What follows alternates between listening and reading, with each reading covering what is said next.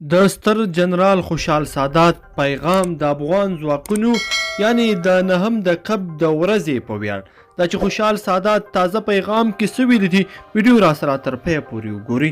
ګرانو لیدونکو السلام علیکم. د کب نهمه د ټولو امنیتي او دفاعي ځواکونو ته مبارک وي. د دې خاورې د یو عسکر په توګه ستاسې د میړانې او فداکارۍ کیسې ښې راته معلومې دي. زه مو واقعا درد او ستونزې حس کولی شم. پوهیږم چې په څومره نیشت امکاناتو د وطن د ناموس او ملي حریم ساتنه کوئ. د دې هیواد لویشت ځمکه ستاسې د قربانیو او زحمتونو شاهدي وایي. د هغې ورځ په هیله چې د افغانستان نظامی ځواکونه د نړۍ تر ټولو مجهزترین قوت وګرځي.